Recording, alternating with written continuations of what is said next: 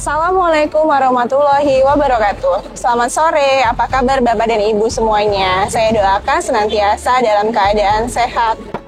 Senang sekali pada kesempatan kali ini saya, Dr. Rahmalia Nur Agustin, mahasiswa dari Universitas Respati Indonesia dari Prodi Manajemen Rumah Sakit, akan memberikan informasi bagaimana peran perempuan terhadap pencegahan stunting. Saat ini, saya aktif bekerja sebagai dokter umum di Rumah Sakit Pusat Pertahanan Negara Panglima Besar Jenderal Sudirman. Sebagai seorang yang berkecimpung di dunia kesehatan, tentu harus dapat menginspirasi masyarakat umum. Dengan moto saya yaitu investasi yang terbaik bagi diri Anda adalah investasi pada kesehatan Anda. Faktanya, dalam jurnal ilmiah Obgyn tahun 2023, data Puskesmas Tarus tahun 2020 bahwa angka stunting di Kecamatan Kupang Tengah sebanyak 451 orang dengan persentase 14,6%. Sedangkan jumlah balita stunting di Desa Penfui Timur sebanyak 50 orang atau sebanyak 9,6% dari jumlah balita. Ada beberapa faktor yang juga mempengaruhi terjadinya stunting. Di antaranya, perencanaan keluarga yang kurang memadai dari pasangan suami istri yang ingin memiliki anak. Stunting adalah kondisi gagal tumbuh pada anak balita atau bayi di bawah 5 tahun akibat dari kekurangan gizi kronis sehingga anak terlalu pendek untuk usianya. Stunting masih menjadi masalah kesehatan yang serius yang dihadapi oleh Indonesia. Berdasarkan data survei status gizi nasional (SSGI) tahun 2022, prevalensi stunting di Indonesia di angka 21,6%, di mana jumlah ini menurun dibandingkan tahun sebelumnya yaitu 24,4%. Walaupun menurun, angka ini masih tinggi dan menunjukkan bahwa lebih dari 1/5 anak di Indonesia masih mengalami stunting. Mengingat target prevalensi stunting di tahun 2024 sebesar 14% dari standar WHO di bawah 20%. Seorang perempuan sebagai istri dan ibu dalam keluarga melaksanakan tugas dan kewajiban, khususnya dalam melayani suami, memelihara dan membesarkan serta membimbing dan mendidik anak-anak. Dalam melaksanakan tugas ini, perempuan melaksanakan pembangunan bangsa dari bawah, yaitu dari sel masyarakat terkecil atau wadah dasar dari suatu bangsa.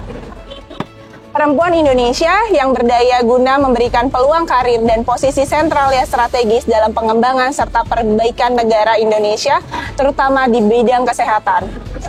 Salah satunya terkait isu stunting. Isu stunting menjadi prioritas utama di Indonesia, sebab mempengaruhi stabilitas negara baik di bidang kesehatan, sosial maupun ekonomi. Anak yang memiliki stunting memiliki resiko kesehatan buruk di masa dewasa, juga berpeluang memiliki karir yang kurang baik, sehingga menyebabkan penurunan ekonomi negara. Potensi luar biasa yang ditunjukkan oleh perempuan secara ekonomi dapat menjadi amunisi penting dalam upaya penurunan stunting yang membutuhkan intervensi dari berbagai sektor. Target penurunan prevalensi stunting di Indonesia selaras dengan tujuan Sustainable Development Goals atau SDGs, yaitu penghapusan segala bentuk kekurangan gizi pada 2030 mendatang. Membicarakan stunting tidak akan bisa lepas dari peran perempuan, terutama saat perempuan menjalani fase kehamilan, di mana masa kehamilan merupakan salah satu periode kritis dalam perkembangan manusia. Salah satu faktor resiko terbesar bayi stunting disebabkan oleh gizi ibu saat hamil, usia ibu hamil, anemia, dan depresi saat kehamilan, kehamilan yang tidak direncanakan, kehamilan yang berulang dalam waktu yang berdekatan, status nutrisi ibu hamil, dan literasi kesehatan menjadi faktor resiko antenatal yang dapat mempengaruhi kejadian stunting pada anak.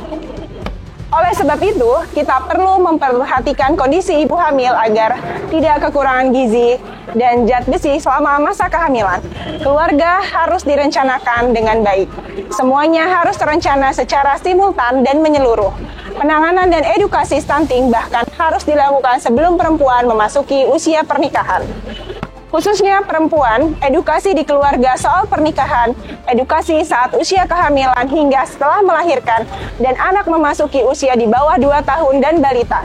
Penanggulangan stunting perlu diperkuat dengan adanya kebijakan program untuk menurunkan stunting, seperti peningkatan literasi kesehatan remaja dan ibu hamil, gerakan menanggulangi anemia dan thalassemia, peningkatan antenatal care, serta peningkatan ekonomi masyarakat sehingga dapat menyediakan keberagaman makanan yang bergizi dalam keluarga. Permasalahan stunting tidak dapat diselesaikan sendiri tanpa adanya upaya sinergi dan kolaborasi dari lintas sektor dan pemberdayaan perempuan, tetapi juga sejalan dengan komitmen pemerintah dalam pencegahan stunting. Untuk mencetak generasi emas dan sumber daya manusia yang berkualitas dan berdaya saing, sangatlah penting bagi para perempuan-perempuan hebat untuk memberi perhatian pada tumbuh kembang anak dalam 1000 hari pertama masa kehidupannya, sejak dalam masa kandungan sampai anak mengalami perkembangan yang sangat pesat dalam berbagai aspek yang menentukan kualitasnya di masa depan. Mari, sebagai perempuan, kita harus berperan aktif dalam keluarga maupun di masyarakat untuk mencegah stunting.